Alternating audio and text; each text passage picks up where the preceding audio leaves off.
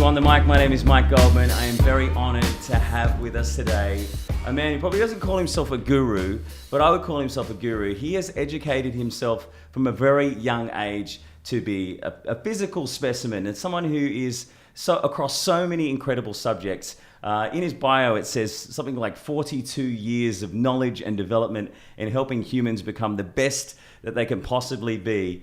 And he's here with us right now, Dr. John Demartini. Thanks so much for coming to join us on the show. Thank you for having me. It's really cool to have you here.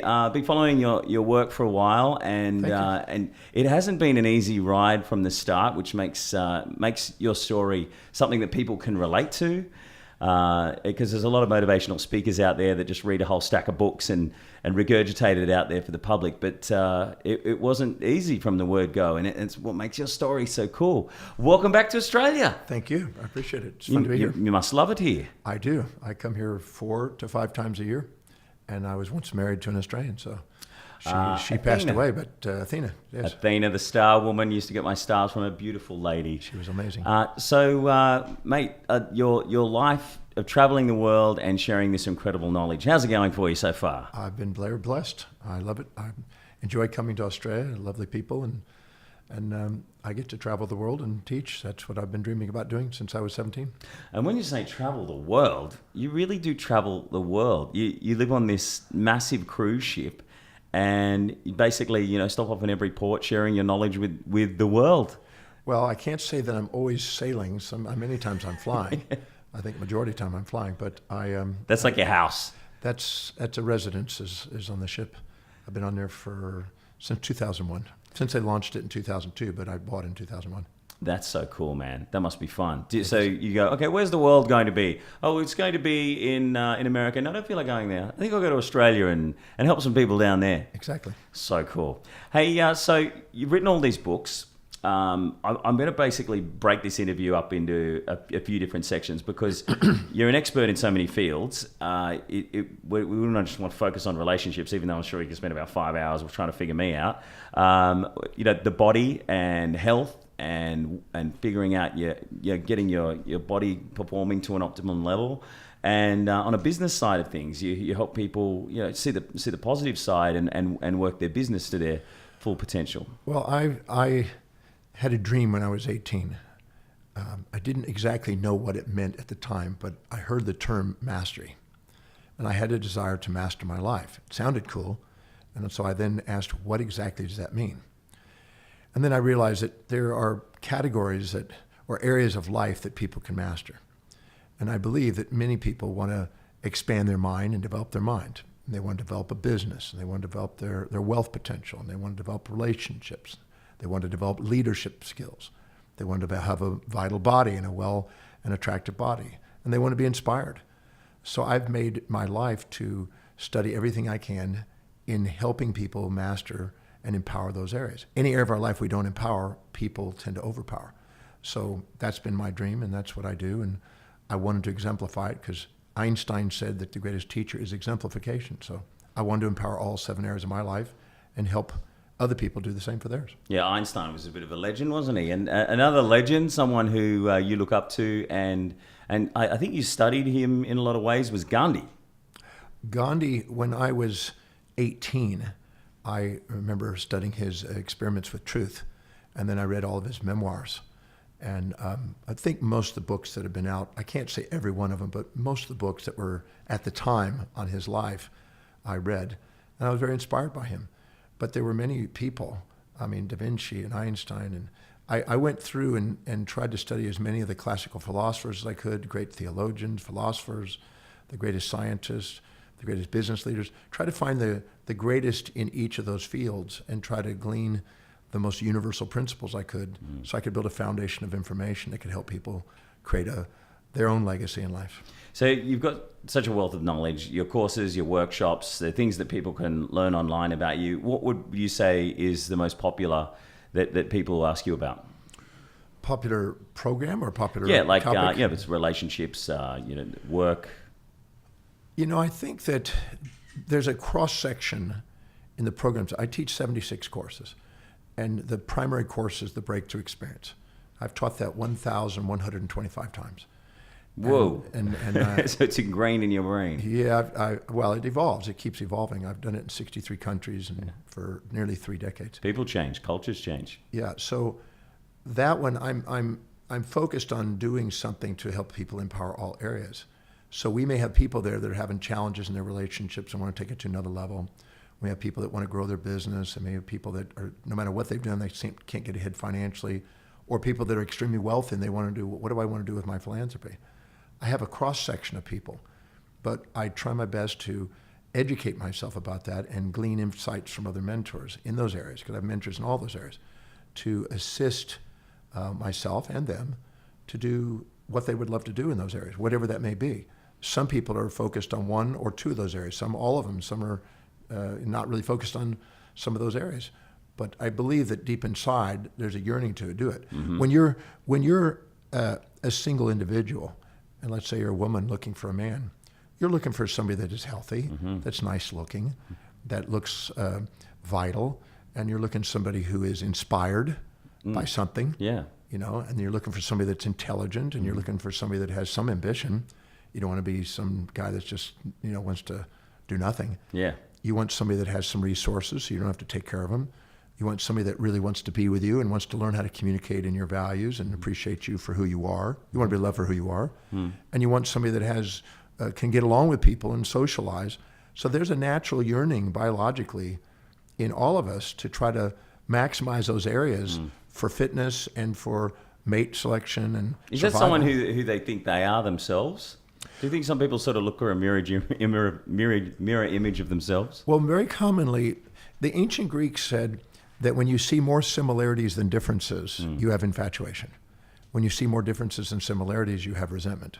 But when you see a balance of similarities, just enough similarities to get along and just enough differences to keep you challenged, then you have love.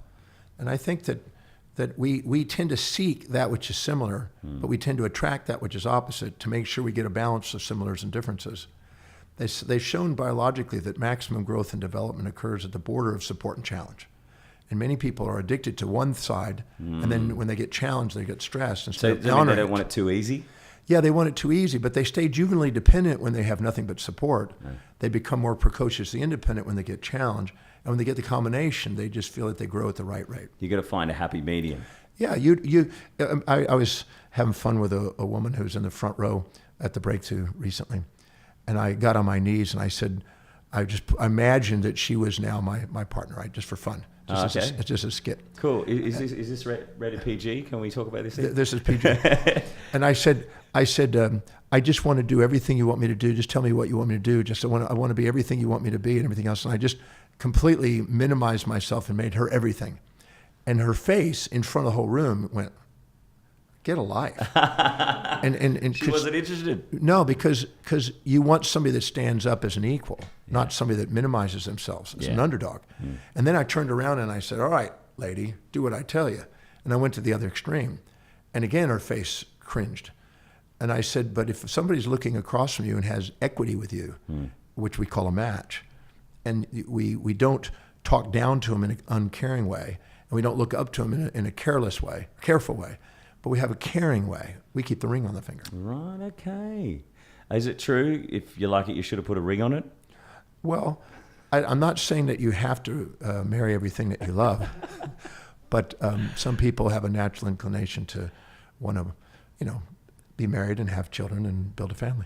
Oh, I know. Tell me about it. I get engaged at the drop of a hat. Sometimes I think love is a tug of war. Would you agree? Paul McCartney had the song, and it's like all of a sudden it's that way and it's this way, and it's finding that middle ground where you can both, agree on certain things. Well, it's a perfect blend of hugs and slugs. Hugs and slugs. Oh, I got one of those this morning. But what is it with stupid arguments? Like I have stupid arguments all the time. Like this morning with my girlfriend, where she was in a rush, I was in a rush, but we're walking the shops to get breakfast, and she's walking really slowly. I'm like, why are you walking so slowly? She's like, well, you're walking really fast. And I go, so, well, you walk a little bit faster, and I walk a little bit slower. And she goes, no, you just walk too fast. Like, I'm in the right though, aren't I? Well, I think there's a sign that says men are to the left because women are always right. That's a funny sign. It's supposed to be a joke, but I think that everybody wants to be. We have an animal nature inside of us that wants to have pride and wants to be infatuated. It's a dopamine rush. It's in the amygdala. Yeah. And then we have an executive center, a higher level of the brain, that is more objective and more reasonable and more understanding that there's going to be both support and challenge in life. But sometimes we're not always in our executive center. We're in our little amygdala, and we want to be right. You know what? Our amygdala region of our brain. Amygdala. Where's the amygdala? It's in a deeper core region of the brain. It's more a little bit more of a earlier animal kind of behavior in there. Oh, primal. It's a bit more primal. Yeah. And so that's like an instant reaction to something. Yeah, I have done this. It's an rather impulse. Than stopping, looking at what you're about to say, thinking before you speak, which exactly. I'm not very good but at. we have the amygdala, which is involved in impulses for pleasure and instincts from pain. Then we have a limbic brain that is involved in emotions that are not just impulse and instinct, but a gradation between. And then you have in the frontal cortex, which is mainly reason and objectivity. And so sometimes we are not always objective and reasonable in our request. But the only thing you can ever expect another human being to do is to live according to their own values. And if we don't respect their values and we try to fix them, we're going to get resistance. And that's the lesson in all relationships. Can people change? You know, they say a leopard never changes its spots. Well, yes, they can. In fact, I'm glad you asked that. I was doing a TV show in America, and I was behind a curtain, and then they introduced me, and I came out on the stage, and I was sitting at a little couch, and it's kind of like an Oprah set kind of thing. And this gentleman said, "Now, Dr. Demartini, I see you have a new book out there. You can have an amazing life in just 60 days." And then he says, "Now, Dr. Demartini, you don't really believe that people can change their life in 60 days now, do you? Don't you think that's some sort of American hype?" And I looked at him, and I wasn't expecting that response because I thought he was going to interview me in a different way. And I just looked at him straight between the eyes, and I got a tear in my eye. Just spontaneously, I just got really humbled. And I said to him, "Excuse me, but it'd be impossible to convince me you can't change your life in 60 days. My life changed in 60 minutes one day when I met a man that inspired me to do what I'm doing today. Wow. And it's been my dream to do that for as many people as I can." Yeah. So to say that you can't would not be real. To say that it's not often, and it may not be as probable, that's another thing. But to say it's not possible, I think is unfair, because there are plenty of people, a lot of people, that actually get to change their life, because sometimes they hear things just the right way and see things just the right way, where there's a new light bulb that goes on and they change the course of their life. You're a quite emotional person, aren't you? I have I see you talking about that man that changed your life. Yeah. And definitely. you only met him for 60 minutes. I see you sort of welling up and getting showing some emotion. Well, that man changed my life. Who was that man? His name was Paul Bragg. And he, in fact... He's the food guy. He's the guy that did Bragg's amino acids. Right, yeah. But Paul Bragg impacted Jack LaLanne, who is an American icon in fitness. For over 50 years, he had a TV show on fitness. Donald Trump, believe it or not. Yeah. Steve Jobs. Wow. Luther Burbank, Henry and William Kellogg. I mean, I could go on the list. There's about 139 very famous people. They're all impacted by that one man. And I had the opportunity to be blessed to listen to this guy speak, and he made me believe for the first time in my life that I could overcome my learning problems and learn how to read. I didn't know how to read until I was 18. Yeah, you were dyslexic. And that wasn't one of the only hurdles you had. You mean you were homeless for a long time, and you had a lot of challenges. I had challenges. I was born with a foot and an arm turned in. I had to wear braces till I was 4, and then I had to go to speech pathologist when I was a baby till about 4, because I couldn't pronounce and use my mouth properly. And then in first grade, my teacher had my parents come there. First, I was in a normal reading class, and then I went to a remedial reading, and then I finally went to a real special reading. And then finally she put me and Daryl Dalrymple, another guy, in front of the window with a dunce cap on. So that's what they did. They didn't know. And yeah, that was me. Maths in space. It was supposed to be called Maths in Society when you just couldn't do maths. MIS, we'd go to that class. Exactly. They just gave up on us. Well, Gave that's us what calculators, so forget it. So the teacher, first grade teacher, asked my parents to come there and said, "Look, I'm afraid your son's never going to be able to read. He's never going to be able to write." Because I wrote backwards, and I just couldn't do it. And they said, "He'll never read, never write. He'll never communicate because of speech issues. And he'll never amount to things. He won't go very far in life. So just the only thing he excels in is he knows how to run. Because when I got out of the braces, all I wanted to do is run. Everybody else was able to play, and I just wanted to run. And so she said, put him into some sort of sport. He'll be able to do okay there. And I did. I went into surfing, baseball and surfing. And that's what led me into meeting him in Hawaii, because I was living in Hawaii at the time, surfing big waves. And so you went to this talk with Paul Bragg, and what did he say that changed your life? Well, he was this vibrant little guy, and you just kind of went, whoa. And he's, I don't know how old he was, in his 80s, I guess. He said that we have a body, we have a mind, and we have inspiration. And he said your body must be guided by the mind, and your mind must be guided by an inspired pathway. And he says we're here to set goals for ourselves, our family, our community, our city, our state, our nation, our world, and beyond. And for 100 to 120 years, because by the time you're up in those ages, you'll probably live 100 years. That's what the average age will be. So he already saw that back then.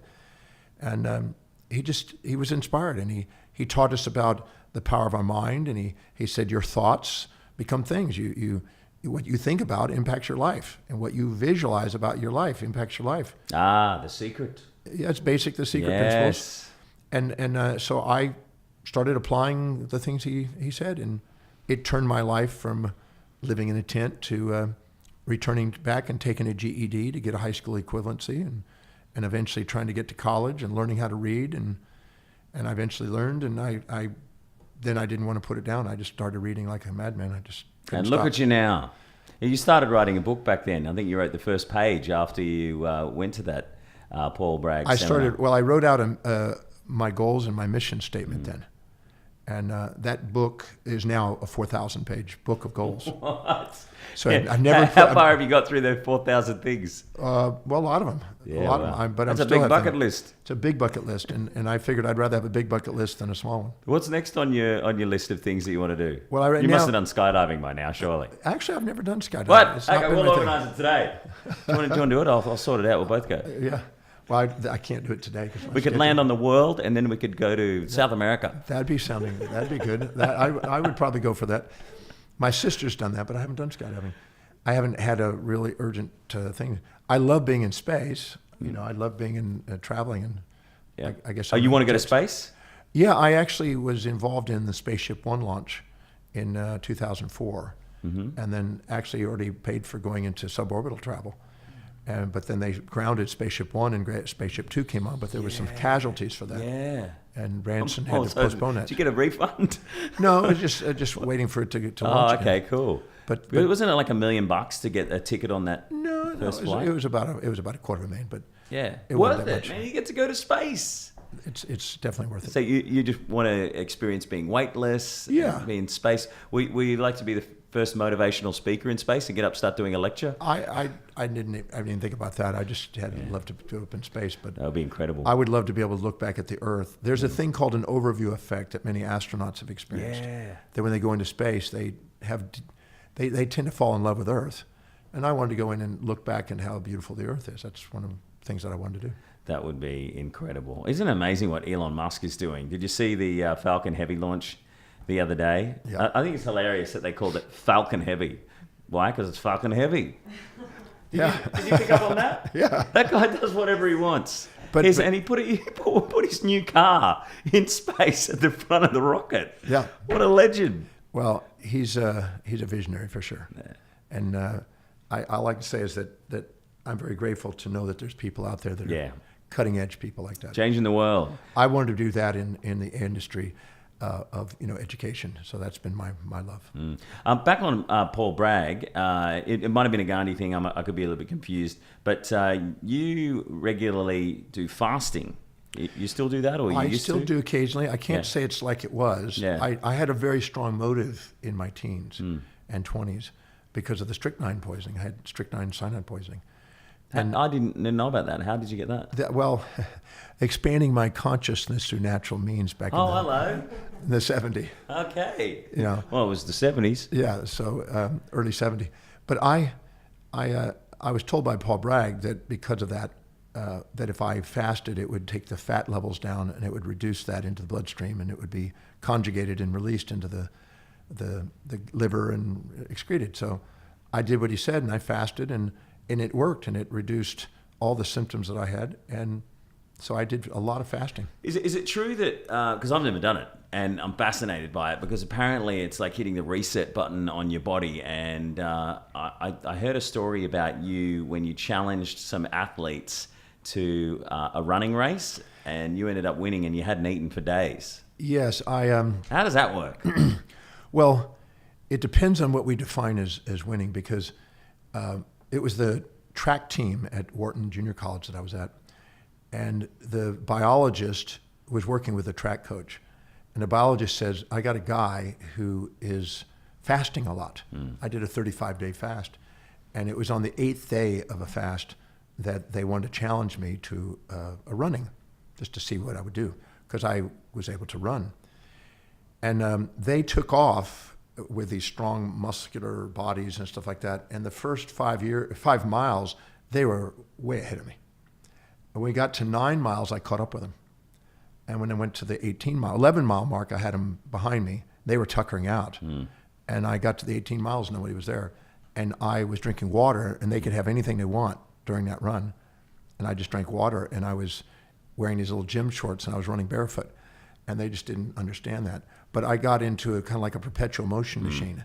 And I had a mindset that I think that it was different than theirs. Is that something that's like primal? It's in our DNA. Like, you know, we had to hunt for our food because we got no food in our body. There's something that kicks in the human body that makes you just keep going and going and going. And I mean, we're built to be able to run, you know, long distance, escape rhinoceroses and lions and tigers in the jungle. Yep. So that's probably where that kicks in. Yeah, we have a adapting mechanism. We have to, because the amygdala, as I was mentioning earlier, has an impulse for prey and an instinct from predator. And so that's the most primitive kind of responder. And if we don't get our food, we may have to go searching for more food. So we had to be able to have fasting, because we may not catch the food each time. So fasting became part of the biological system. And they found that when a person does have caloric restriction, that it actually helps the body live longer. That's pretty well one thing that has been shown to add longevity. Yeah. They're even using it now in cancer treatment to actually fast while they're having chemotherapy. Really? Because it's showing that it's getting greater results. They found out also that by either resting and fasting, that the lymphatic system in the brain detoxes and removes some of the protein byproducts that are toxic in the brain, and it's helping people with Alzheimer's and Parkinson's and other conditions. So there's a place for fasting. I don't recommend it without having knowledge about it, but I do if you understand what it's doing. And I just did a summit on fasting actually yesterday. Oh, really? There's a summit that they had discussed it, and I was interviewed for that.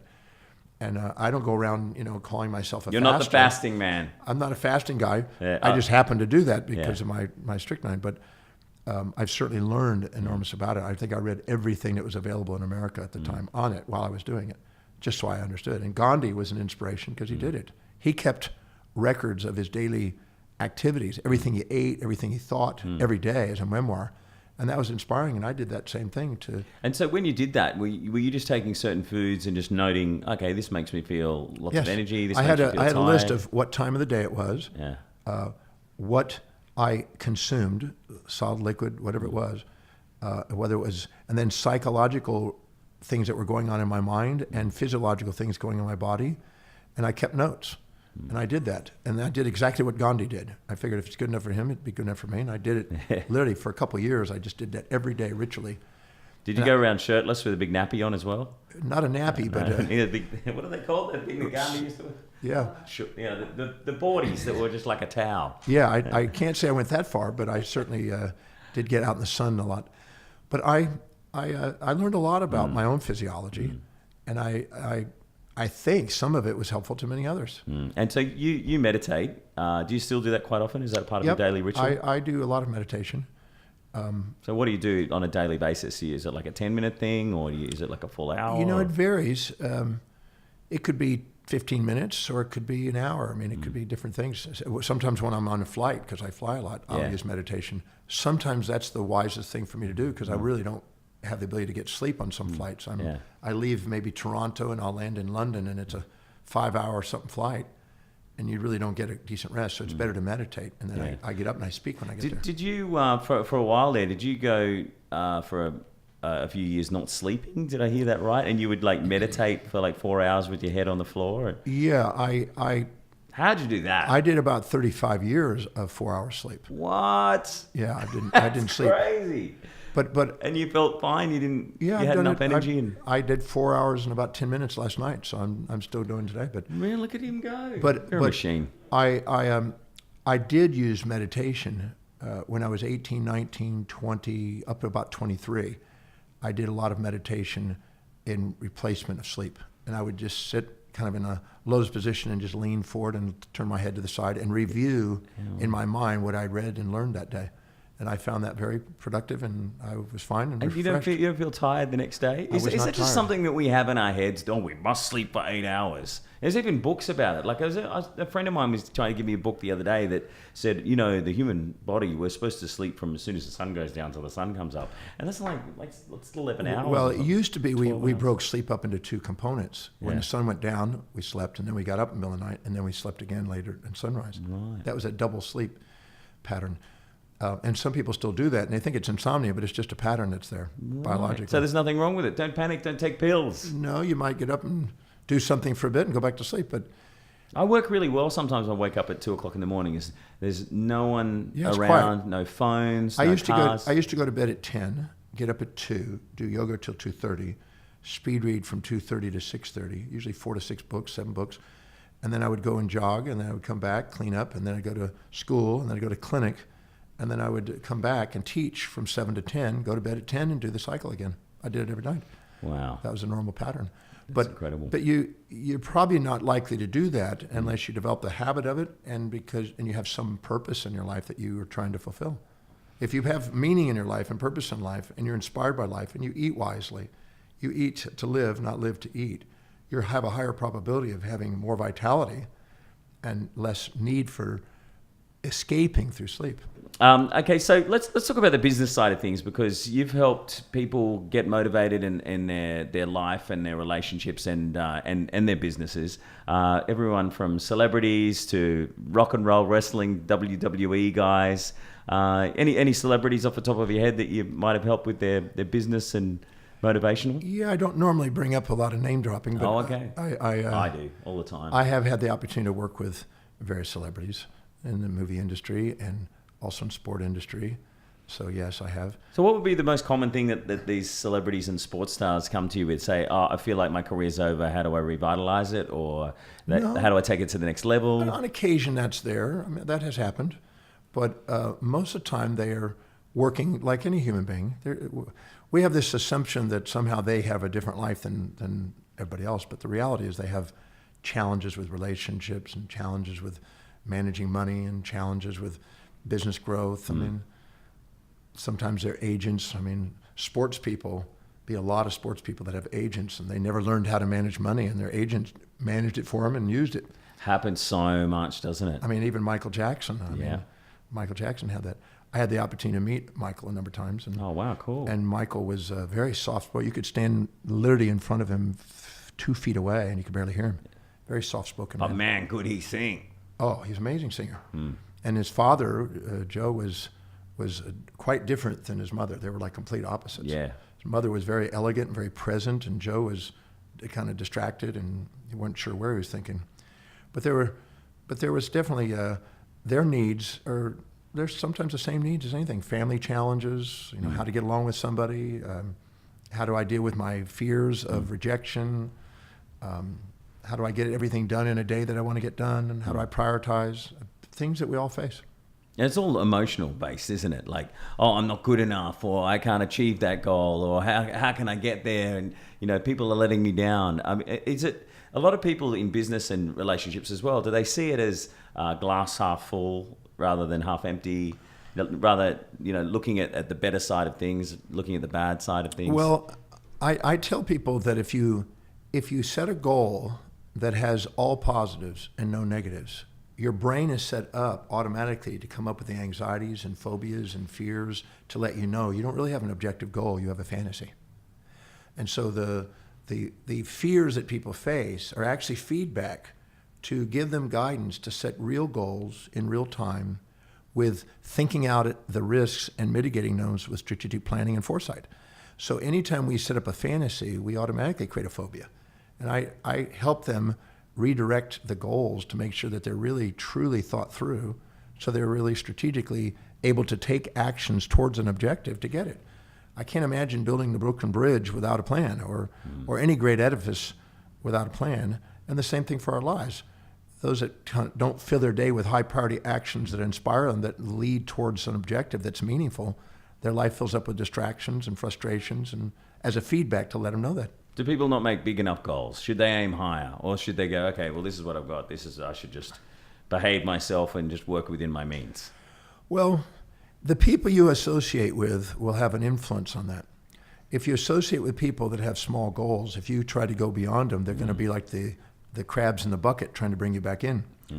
If you hang out with people that have bigger goals, they'll probably say, hey, go for it, and encourage you to keep stretching. My nana used to say, you lie down with dogs, you're going to get fleas. And there's another saying, it goes along the lines of, you are the sum of 5 of the people you hang out with the most. Yes. Along those lines? Yeah, tell me. So I think that it's wise to, expand. I've never seen anybody that says, I want to become less intelligent. I want to have less fulfillment in career. I want to have less wealth. I want to have less fulfillment in relationship. I've never seen anybody that gets up and has a desire for less in any of those areas. They may say less stress, but they don't say less of the fulfillment of those areas. So it's a natural thing that if we do live in alignment with what we value and congruently and authentically, we tend to have a natural expansion of our space and time horizons, and we give ourselves permission to do something greater. And so I tell people to set goals that are truly meaningful, that are truly yours, not injected ideals that you've compared with other people and thought, oh, I should be like that, but something that is intrinsically driven from within. I'd like to make this distinction. When everybody has a hierarchy of values, a set of priorities they live their life by. When they set goals that are aligned and congruent with their highest value, that's an intrinsic value, and they are spontaneously inspired to act from within. You don't have to remind a 12-year-old boy to do his video games, but you may have to remind him to do his homework and his chores. Yeah. So something that's intrinsically inspiring to them, they do automatically. But many people are setting goals because of comparison to other people, living in the shadows of others and not standing on the shoulders of giants. And they're basically trying to be somebody they're not. Even Ralph Waldo Emerson said, envy is ignorance and imitation is suicide. It's not wise to try to be somebody yourself other than yourself. Einstein said, if you're a cat and you expect to swim, you'll beat yourself up. And if you're a fish expecting to climb, you'll beat yourself up. But if you're a fish and you desire to master swimming, you'll excel. So don't try to be somebody you're not. The magnificence of who you are is far greater than any fantasies you'll impose on yourself. Got to give yourself permission to be yourself. I just feel like I need to write all that stuff down. I'm glad we're recording this. So just say you're your average Joe out there, you're working a 9-to-5 job, doing something that doesn't inspire you. You've got a wife and 2 kids. You're in a circle of friends who are pretty much doing the same thing, but you're not exactly doing something that inspires you. What would be the best possible way to break that mold and be able to step outside your comfort zone and actually chase your dreams and chase something that really does inspire you and empower you? Well, I have that every week. That is a very common denominator in a lot of people. Most people have Monday morning blues, Wednesday hump days, thank God it's Fridays, and week friggin' ends. And their vacation is schizophrenic. They have to escape their vocation to get to a vacation. My vacation is the same. I don't see them as separate. But what I tell people is to first write down every single thing you do in a day, both personal and professional. Make a very comprehensive, detailed daily action list. Not broad things, but really what you do in a day. Next to it, write down how much does it produce per hour. What does it actually produce? Because that's really the reflection of the service you provide the world. Right. Next one is how much meaning does it have on a 1 to 10 scale? And if it's high on your values, it's a high meaning. If it's low, it's low meaning. Then how much would it cost to replace, if you hired somebody to do that, how much would it cost to replace them? And the next in the column is how much time is spent. And by doing that, it's really eye-opening because you find out you're majoring in minors and minoring in majors many times. You're doing things that are uninspiring. And anytime you do low priority things, you devalue yourself and you lose your confidence. And then you get feedback and doubts and fears. But anytime you're doing something that's higher, you go into the executive center, you're more objective, you're more strategic, you're more visionary, and you make things happen. So what I do is once I do that, I now ask, If I could start to delegate the lower priority things and get focused on the higher priority things and produce more income to be able to afford to delegate and pay the person to do it, you liberate yourself, even in the job you have, to produce more income, serve more people, have more meaning, have more fulfillment, and then give more job opportunities and grow the economy. But if you are knowing you're in a job that you would like to move on and you're just seeing it as a transient pass-through, if you don't get clear about where you really want to go, and it's not really concise, you don't have a plan, you won't make decisions to do that until you believe there's going to be more advantages than disadvantages. So if you don't take the time to plan, you automatically trap yourself. So I tell people, either go and do what you love through delegating, go do what you love and delegate and hire people, or go love what you do through linking by asking, how is this temporary job that I have now, until I can delegate it, until I can open my own company, how specifically is it helping me fulfill what is meaningful to me? And don't stop and say it's not. Ask, how is it? Because it's all about your perceptions, not about the actions. William James said that the greatest discovery of his generation is that human beings can alter their lives by altering their perceptions and attitudes of mind. So ask, how is what I'm doing on a daily basis, how is it helping me make one step closer to the things that I truly want? You then have what is called eustress, not distress. And you actually build wellness, not illness. And your creativity goes up, your productivity goes up, and you have more opportunities to make the next step. And it gives you the confidence to set your own goals.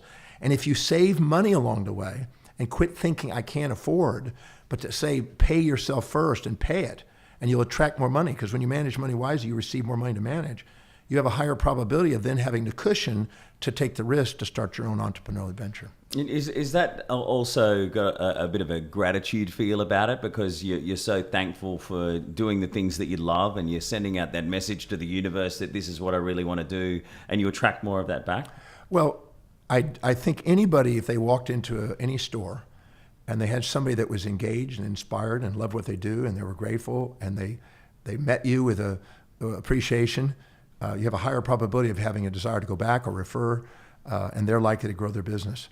As Peter Lynch, who wrote One Up on Wall Street many years ago, back in the 90s, he said, when I do my quantitative and technical analysis and things on the stocks, I select stocks and I get down to a series of stocks. But the thing before I buy the stock is I actually go and visit the actual companies and some of their outlets, and I go and meet the people. And if I don't see people who are grateful for their job, loving what they do, inspired by the vision, and enthusiastically working, I don't buy the stock. Yeah. It's not going to appreciate in value. 100%. I was watching Will Smith's blog the other day. Will Smith just started video blogging everywhere he goes, putting stuff up online, talking about his friends and family and relationships, and it's really inspiring. And he said, if you can't look to your right and can't look to your left and see someone who is next to you, that's your friend, that believes in you, that will constantly be empowering you and saying, yeah, go for it, give it all you've got, then you need to get away from those people. How do you shake those people from your life? Well, I don't try to. I don't. I'd have to watch the thing on Will. I was asked to do a presentation with him in Italy recently, but I think when I have both supporters and challengers. You need both. Yeah. And I don't see one as bad and the other one as good. You can't have everyone just saying, yeah, go for it. No. Oh, he jumped off the cliff. Wow. No, because I thought he could fly. Because if I'm really honest with myself, I can see that sometimes the people who have challenged me have made me self-reflect, look, and refine some of the behaviors that I've had that I may not have understood were not serving people. In a sense, people were not engaged in it. So I don't want to hide from them. I don't want to escape them. I want to understand what am I doing that's initiating that behavior in their value system. So if I do, I have a choice. I can either communicate more effectively and learn about how to communicate more effectively, or I can look for how that helps me and inspires me in other ways. But if I have an expectation of always being supported and I'm addicted to support, I'm going to be hurt by challenge. But if I embrace both sides objectively, I find that they both help me refine things and help me become more empowered. So someone says something negative about your career or your job or your life or what you're doing, and they're a great friend. How do you find the positive in that? Well, if I first, there's two or three things I do, because I get that. I first ask this question: is anything that they're saying on a conscious level, is any of that possibly true? Because it may be true. And I have to be... The truth hurts. Well, if it does, then you're addicted to fantasies. What's that other saying? the truth will set you free, but it'll piss you off first. Well, yeah. But the thing is that I found that if somebody does tell you, you actually appreciate that. Yeah. I've had people come up to me and says, John, I'm going to give you some feedback. And I go, thank you. Many times they say what they say, and I go, thank you. I'm completely oblivious to some of the things I need to hear. And some people find it really hard to say things that will only help their friend out. They think, oh, I better not say it. He might. Yeah, but the repression of that will eventually explode. It's better to just be integral and make sure it's not your own stuff. So the first thing I do is what they're saying actually true, and could it be productive? The second thing is it just a projection of their own stuff? And that happens too. I first try to decide how much is this projection and how much is actually for me. Because Noam Chomsky said that much of our language is not for others, it's for us to hear what we say to others for ourselves. We're talking to ourselves. Then the third thing is I'm looking for who's playing the opposite role in my life. Because if I'm up, there's an interesting thing about human behavior, that if you're puffed up and cocky, you attract criticizers to bring you back down, like the tall poppy. It's the tall poppy syndrome. Exactly. Oh, we cop that all the time. But if you're really humble, people lift you up. So it could be that the critique that they're giving me is actually making sure I get authentic and not get addicted to too much praise and puff myself up and become blind to my frailties. It's wiser to actually see it, because I learned a lesson when I was in my 20s. I used to have a big day in practice. I mean, I'd knock it out of the ballpark on some days. And I'd get puffed up. And I think I'm actually amazing. I'm damn good. Yeah. I mean, I'd grab people's hands and then put them on my shoulder and said, touch me and you'll feel better about yourself. Yeah. You know, this kind of ego thing. Yeah. And when I would get home, my wife would just nail me. Yeah, bring you back down to earth. And I read this book on toxic relationships. I thought, well, she's toxic. And this, I don't recommend this book. She should be feeling my muscles too. Yes. But then I realized that what she was doing is she was making sure I came home centered, not cocky. So then I would notice that if I had a really down day, she'd be lifting me up. And I started logging it, because I like to do analysis. I did a log on this, and I found out that she was actually keeping me in the center, but I was addicted to being praised. And my addiction to praise made my criticisms hurt.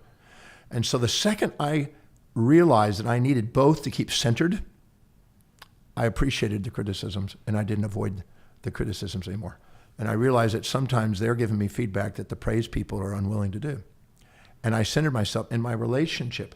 I actually, before I left the office, I had a series of questions that if I puffed up and I looked and wrote the signs of what it's like to be a little elated and puffed, I asked, what patient did I forget the names of today? What staff member did I not thank? What procedure did I oversight?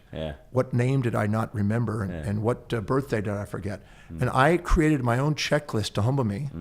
And then on down days, I put another checklist in reverse to get me centered. So you got to keep yourself in the middle ground. I got myself self-governed. Too good about yourself, and does that stop you from feeling too happy and too on top of the world? Well, I found that happiness can blind you from being inspired, because you can get manic and get dopamine fixed. Oh, you think you don't need to be inspired? You're inspired by yourself. Yeah, but you get elated and you get blind to the downsides. Just like an infatuation with a relationship. Many people have been hit by a relationship. They get all infatuated. Michael Douglas did that with Glenn Close, if I remember, in Fatal Attraction. Oh, yeah. So you got infatuated. And thought, I was infatuated with the scene in that movie with the, whoa, what's she doing? But the reality is that infatuation is blind to the downside. You're conscious of the positives. You're unconscious of the negatives. You split yourself up in that judgment, and you're not really being your authentic self. And the same thing on the criticism. So I let my intuition ask the opposite question to center myself, because if you don't govern yourself, the world has to. Do you think people lose themselves in a relationship and lose their own identity? Absolutely. If they're infatuated.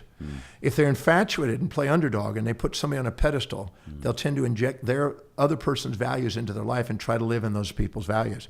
But weeks later, the resentment will build up because they feel like they're sacrificing themselves for the person, and eventually they want their life path. At the same time, if they're resentful to the person, they'll tend to project their values onto the person and expect them to live in their values. Neither one of these work. They're non-sustainable. Is that a version of a toxic relationship, I guess? Well, it's a early relationship based on the amygdala's dopamine, and it eventually costs you, and it teaches you how to love eventually. If you have to go through a few of those attractions and repulsions to center yourself, and then you finally get to a point of more of an equanimity. I'm getting so much information from this guy. This is amazing. I can speak to you for hours and hours and hours and learn so much and watch it back, but I know we haven't got you forever. I got to share this funny story. Yeah. I was in practice many years ago with this, and I was giving a hard time to my secretary because she was taking forever to type something. Yeah. And I couldn't have typed any faster, but I was expecting it, and I was urgent, and I was being unrealistic. And I was kind of bitching on her. And all of a sudden, ding-a-ling-a-ling, the door opened, and this 85-year-old woman walked in. And she caught the tail end of my little spat with this assistant. And I smiled and turned around, and hi. And she said, good morning. And you know how you kind of just suppress it for a second. Yeah. And I walked down the hallway with this lovely lady. And she said, relationships, they're so splendid. And I'm thinking, oh God, here we go. Some senile lady now. Yeah. And she says, no, it's great. I said, well, why do you say so, ma'am? And she says, well, it's just such a splendid thing. We learn so much about ourselves. And I said, and how so? And she says, well, relationships, for instance, they take about 60 years to get good. And I said, 60 years? I can't wait that long. 60 years? She says, I said, how come? And she said, well, the first 10 years you want out. The second 10 years he wants out. The third 10 years you both want out. The fourth 10 years you go out. The fifth 10 years you said, oh, what the hell, the kids and the grandkids. And the sixth 10 years you start to get a relationship. I said, why the sixth 10 year, the 60 years, why does it get good? She says, well, by then you can't see him or smell him or hear him or taste him. You've lost all your senses. My dad just finds a woman he doesn't like and buys her a house every few years. Exactly. Yeah, it's more cost effective. And I got another mate who's been married for 14 years, and he said you only get 10 years for murder. Yeah. Hey, glass half full. But mate, thank you so much for your time. And like we've covered so many aspects of how you help people with relationships, with their business, work life, with their health. Something I want to ask you before we finish up. As I know you're obviously all the research that you've done on the human body and how people act in certain situations. Do you think we're evolving as a species and figuring out our brains and figuring out that there's a lot more to this life and what's going on around us? Well, I think that's evident if we look back over the last, say, 25,000 years and what man's doing, humanity has done. I believe that the brain is a highest value seeking and fulfilling organ. If you look, imagine a tree, and the tree's mission is to get to light. The dendritic leaf structure is trying to find light. And if it gets light to the leaves, that branch gets stronger. And if it doesn't, it shades, the branch dies out. And so it's literally remodeling itself to maximize its light exposure, constantly rebuilding itself. The brain is no different. But light, in this case, is the degree of enlightenment of fulfilling what's valuable to us. And they found out recently that the brain is actually shooting light through it, and it increases its light levels when we're actually doing something congruent. So there's literally a metaphor there and a reality. There's light bouncing around in our brain. In our brain, at the cellular level. So anytime you're doing something, let me give you an example. Let's say you're a mother and your highest value is beautiful children, and she walks in a mall. She will spot things with a selective biased attention in the mall that helps her fulfill her children's dreams. And she can sleep through a freight train and wake up at the whimpering of a child on monitor because her pulvinar region, her thalamus, filters things out and makes sure she sees the things that are most important, because she can't handle infinity, but she can handle the fininity of the details of the priorities. So we have a selective biased attention to make sure we get the most prioritized information we can to maximize the brain, to make the brain myelinate itself and neurogenically grow itself, to expand itself, to maximize what we have as our highest value. So anytime we set goals that are congruent with that and not minimize ourselves to others and try to scatter ourselves trying to be something we're not, we maximize our brain function, myelinate to more forebrain area, live more objectively with strategic planning and mitigate risk and achieve more. But if we try to live in somebody else's values and try to be somebody we're not growing. Comparing, we literally destroy the brain, and we end up demyelinating some parts of it and end up with more bipolar responses and more needs for immediate gratification to compensate for the unfulfillment we have. Hear that, human race? Push yourself. We need to grow these brains to the next level. What do you think is the next level? Where do you think our brains are going? Because we're figuring out so many things about ourselves and intuition. And I was watching a documentary on this channel called Gaia the other day about the pineal gland and how the Egyptians used to, talk about that, and that's the actual eye on the side of pyramids is the same shape as is it pineal gland? Is that how you pronounce it? Yeah, pineal. Do you know what I'm talking about? Yeah. And like people are sort of feeling their gut feelings, their intuition, and thinking that all those things are tied together, and maybe that's a part of the brain going to the next level. Well, I could go for a couple of days on that one. Oh, really? Cool. Because some people look at me and go, what the fuck are you talking about? Well, there's a difference, though, because many times people interchange gut and intuition. But if you don't mind, I'd like to explain some differences. I'd love you to. When we are perceiving a predator's approaching us, that means anything that challenges our values. Our gut instinct comes up with a defense and a sympathetic response of fight or flight to prepare for it. And that gut instinct is because of a perception that we see more challenge and support heading our way. On the other side, if we see something that is food-like or something we infatuate with and look and supports our values, we have an impulse towards, because we have a tendency to want to consume it. If you look very carefully, when you're infatuated with somebody, you actually want to consume them. And the name you give them is sweetie pie, honey bunny, sugar cake. It's sugar because we have sugar receptors on our tongue. And we want I've never to called a consume it. dude that, by the way. I just want to make that clear. Yes. You might call them equal or sweet and low. Yeah. But the impulse and instinct is in the gut level. It's literally an enteric brain response. It's a very primitive animal response. And it's about avoiding pain and seeking pleasure, avoiding predator, seeking prey. And it's different. It's not intuition. Intuition is actually a counterbalancing negative feedback loop in the brain to try to help neutralize and mitigate the perceptions of support over challenge or challenge over support. So if you're infatuated with somebody, your impulse is to want to go after them. And I got to have that. If you're resentful to somebody, your instinct is to protect yourself, avoid that. But your intuition, it's online, when you're infatuated with somebody, your intuition is whispering to you saying there's downsides, and it's starting to point them out, to break your addiction to that and to make you not vulnerable to that, because it occupies space and time in your mind and runs you if you don't. And so the intuition is trying to point out the downsides and bring it back into more of a balanced state. And if you're having this challenge in your life, your intuition is trying to point out the upside and say there's got to be meaning in this. There's got to be a reason why this is happening.